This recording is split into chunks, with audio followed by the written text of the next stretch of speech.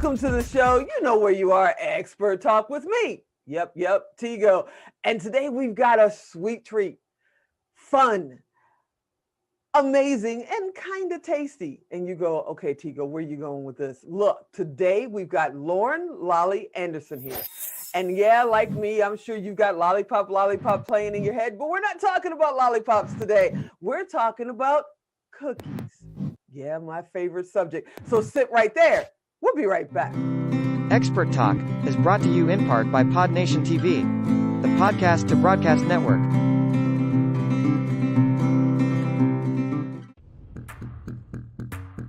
Expert Talk is produced and distributed by Melrose 11 LLC. Lights, cameras, take action with Melrose 11.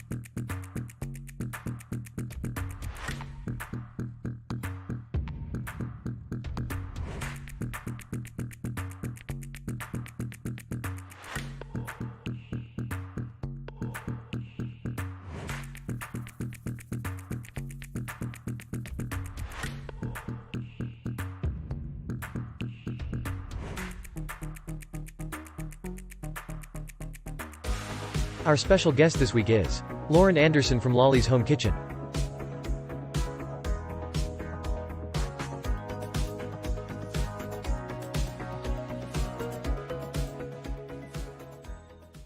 Hey, Lauren, welcome to the show. Thank you for having me. I'm so excited to be here. I'm so excited to have you here. I mean, you're like the queen of cookies, and we're going to get into that later and how you ended up doing that and all that. And they're so cute too. I'm sure we're putting up a couple of pictures of them. Yum. But first, I said Lauren Lolly Anderson when I introduced you earlier. Where did Lolly come from? I mean, it's cute, but it has nothing to do with cookies. Well, it has a little bit to do with that song you were talking about, and a little bit to do with my hair and my family growing up. So it was my nickname growing up. My dad nicknamed me Lollipop. I've got dark hair, and it used to be really short, and that name just kind of stuck growing up, and it kind of turned into my creative identity. You know, it just kind of was my creative identity. And then you know, I'm married now, and my name has changed, and most people call me Lauren now, but all of my cookie friends now call me Lolly, because I have taken that, and that's now my cookie creative name. So it comes from way back. I think I was about 5 years old when my dad named me that. That is such a cool name and such a cool nickname. We're not going to get into the nicknames I had when I was 5 years old. There's nothing anybody's going to ever know on film. I'm just saying it. But I mean, the ironic thing is for your dad to name you Lolly, you know, for a nickname, and you end up in a sweet treat kind of a cooking business. Right. That he was setting the pace. He knew already this is where you were going. Yeah. This is amazing. Yeah, he already knew. So how did you get into cooking? I mean, have you always wanted to do this? Has this been a hobby of yours? Oh gosh, it found me. Cookies found me. So I am kind of a creative person, and funny enough, I got into graphic design in college, and I remember we did some website design and mock-ups and things, and I remember designing a candy store, and it was like going to be called like Lollipop Shop, and it did have to do with, you know, lollipops and candy, but no, I have a background in graphic design, but about almost 6 years ago, we found out that my youngest son had some heart defects. And this was before he was born. And so we kind of didn't know what we were in for. He was born, he had his first open heart surgery. He had another open heart surgery. And after that one, we were in the hospital a lot, and we did not know if he was ever going to make it home for good. So I became his main caregiver. I was his nurse mom. We were in and out of the hospital all the time. He had this breathing mask that they finally gave him, because his heart and lungs go hand in hand, and his he had crashed after the second open heart surgery, and we were just trying to make sure he could breathe. So he had this breathing mask. It operates kind of like a CPAP machine. A lot of people are familiar with that, but it does kind of in and out breathing. And so I was monitoring that all day long. I had two older kids too, older than my Micah. And caregiver fatigue is real. Yes. It is real, and I was starting to experience it and I didn't know it. But luckily my mom, who taught me everything that I know about baking and cooking, she could see that. I'm one of eight kids. So she's very well versed in the momming thing and knowing what her kids needed. She could tell I needed something. So she introduced me to these cookies that you could airbrush. And she showed me, and I'm like, wait, what? It was the coolest thing. And I got obsessed with it, and I learned everything that I could possibly learn about it. And then one day I was like, wait a second, I could try this. So it was right in the middle of trying to take care of my son. You know, our lives were just turned upside down. We were on this roller coaster. We were in the middle of it. And it's like, you just have these blinders on. You kind of don't know what's going on out in the world. But I was trying to survive. Right. So my mom introduced me to these cookies, and I started doing it, and it just started to fill this void that I didn't even know was there. And at the time, I think I had started playing around. It was like a Halloween cookies. And then I remember it turned the next year, and I was doing Valentine's cookies, and people would come out of the woodwork and wanted to buy them from me. I'm like, oh my, this is just something fun. Like, you guys want to buy them? Okay. Like, here, I'll do a sale on decorated cookies, and you all can have them. So it was really fun for me. It became my therapy. I took over half the house with cookie supplies. The kitchen was all cookies, and my poor family, who had to put up with that. And I remember one day my husband said, he's like, honey, it just seems like you're trying to escape. Like, you're doing cookies so much. I'm like, darn right, I'm trying to escape. Like, this whole life right now is miserable. Like, you absolutely right. I'm trying to escape. So, so anyway, like, that's what got me into it. And I was doing it. I was doing lots of cookies and selling them to people for their events and all of that. And then I started teaching classes, in-person classes.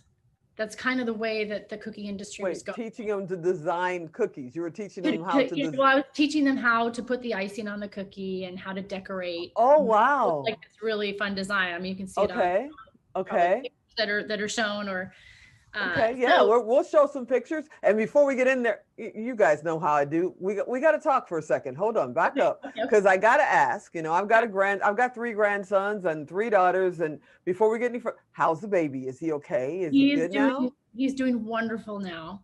He still has some upkeep with his respiratory. We just had a cardiology appointment, and we're clear for another year. So he's doing really, really well now. So now, what about the other kids? Are the kids coming in with their aprons on and helping with cookies? They love to help. So Mike, my youngest, he's my taste tester. So he's my little cookie stealer.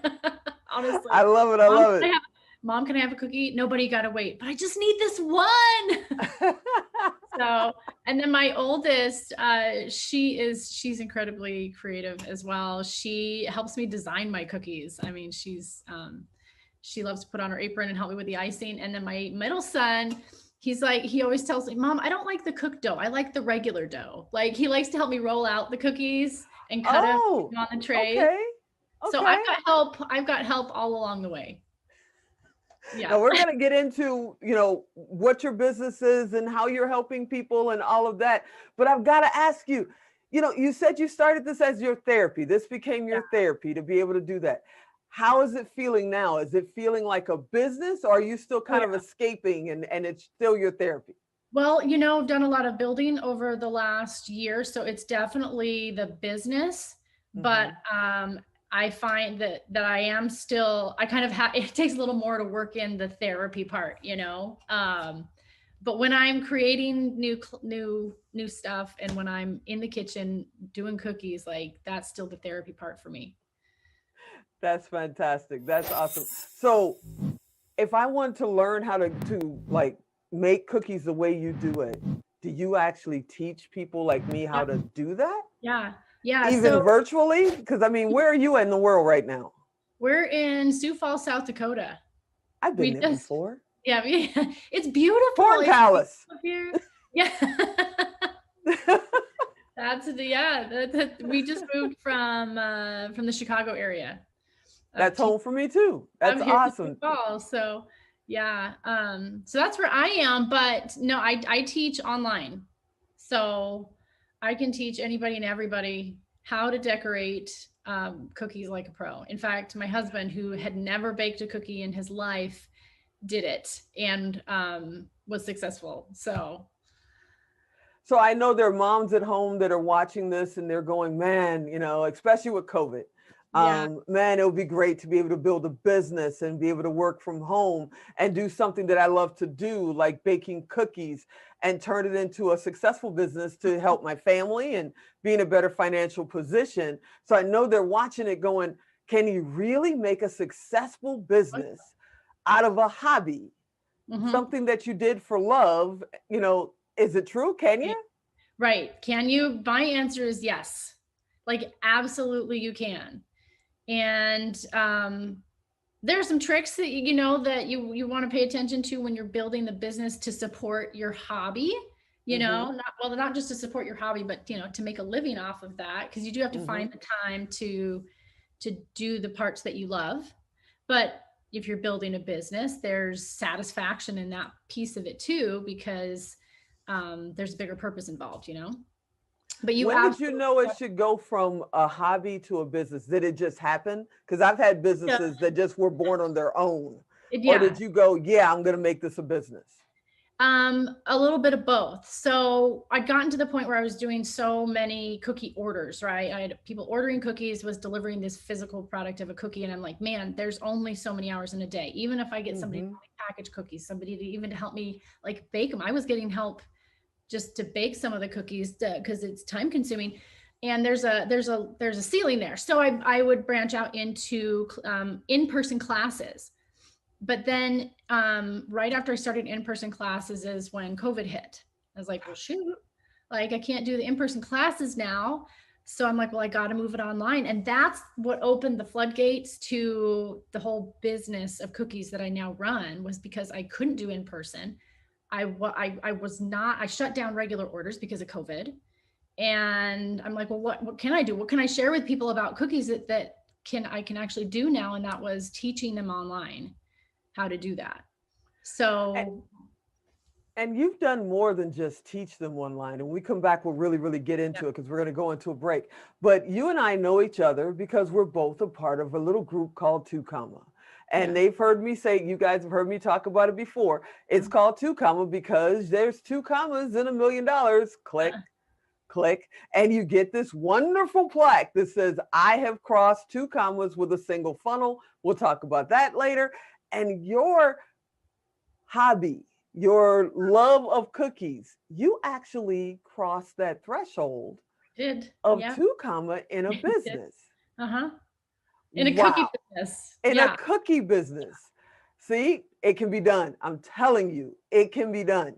So, okay, we're going to go to a break. And when we come back, we're going to talk about exactly what you do with this business, what kind of trainings you offer, how you cross that 2 comma threshold, which applause to you.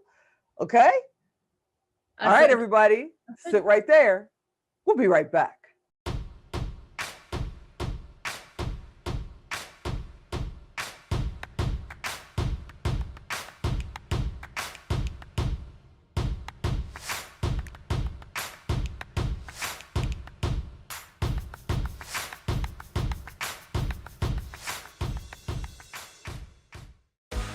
Our special guest this week is Lauren Anderson from Lolly's Home Kitchen.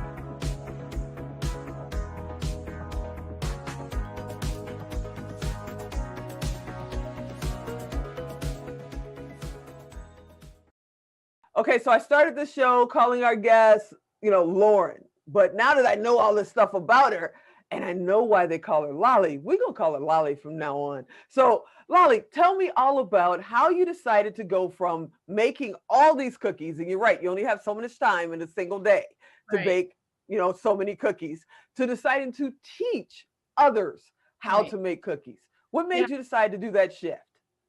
So it was a little bit that kind of happened. And then there was another piece of it that I intentionally and purposefully decided to build. So when COVID hit, I had just started to try and teach in-person classes, and I had to shut all that down. And I thought, well, no, like, I know I need to do this. So I got to figure out how to do it online. And that's when my husband and I, Preston, had been in the Two Comma Club group for a while. And we decided to take all of that knowledge and put it into this cookie business, to be able to not just offer people like, here, let me teach you how to do cookies, but like a real purpose with it. Because what cookies had done for me is it gave me an outlet. It like breathed life back into me. Mm-hmm. And I knew that if it could do that for me, that it could do that for so many other people and so many other moms, stressed out moms, medical moms. I mean, so many other people that needed something like that too. And they just didn't know, right? Like, I didn't know I needed that. So it was right. It was right. I think when COVID was starting and I was like, okay, this is do or die. Like, I know I need to do this. I know that there's people that I can help. Cause like at that point, it wasn't about, I want to build a giant cookie business. I knew and kind of had received like, personal inspiration that like, I knew that I could help people. Mm-hmm. And like that I was called to do that. And so I'm like, well, I got to figure out the way to do it. So, all right, let's take everything that we know about marketing and about online digital marketing and all of that, and pump it into this business. And I built a course called Cookie Camp, and through that have brought thousands of people into our cookie community, and they are thriving. They are finding ways to use cookies to serve other people, to fill their own cup, and to just to be able to live life and love it, you know? So wait, Cookie Camp, which is so cute, by the way. Yeah. It is so cute.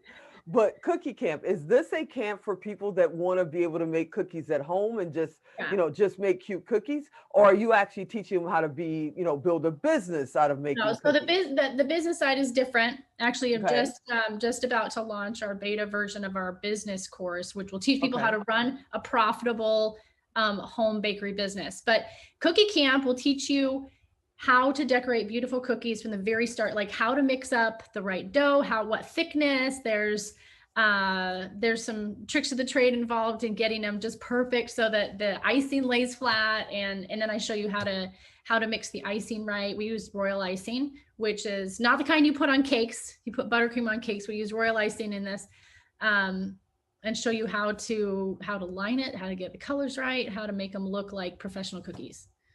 So we've had the web address going by, but let me have you say it, because we're also just audio and like iHeart and places like that. Yeah. So if somebody's listening, where do they find it?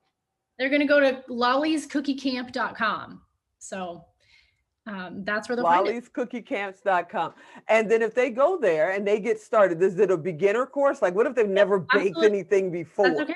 Yeah. Even if you've never baked anything before, I walk you step by step how to do it, how to bake and how to mix the icing and all of it. So, yeah.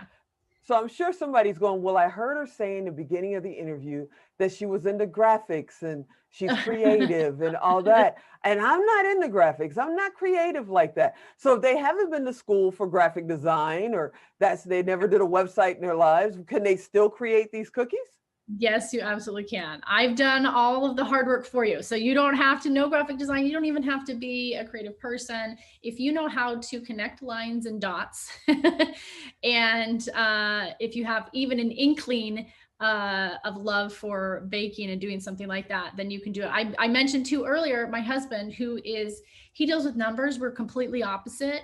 And he had never, honestly, I didn't even know this. We've been married for 10 years. I didn't even know until he ran through Cookie Camp himself. He's like, honey, I've never baked a cookie in my life. And I did it.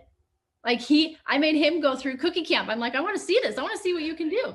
So somebody who— How cute was the cookie? They were adorable. Oh, they were adorable, and they tasted good. Yeah. Let me tell you, he can do it. If he can do it, anybody can do it. So is this something you can do with your kids? Like if somebody is at home and they're a stay-at-home mom and they're like, I need something that I can do with my kids other than, play video games or whatever, especially during COVID. Is this something they can do with their kids, or do you have to be, very mechanical and no, you as can an adult step by step? No, you can definitely do it with your kids. They'll probably need a little bit of help baking them up, but once you get the icing done, let them go at it. They'll have some fun. You'll have some flour and icing to clean up afterwards, but that's it. So inside the cookie camp, is this all a recorded course and they can come in at any time, or do they have to start on a certain day? Nope, it's all pre-recorded, so they can access it at any time, wherever they're at, as long as they have a Wi-Fi signal. But all the materials are there for as long as you want them. And do you have like a community of other cookie, of other lolly fans? Yeah, with Cookie Camp, you get access to our Rockstar Cookier Society Facebook group. And so, yeah, you can get your questions answered, connect with other cookiers, other people who are starting their cookie journey too.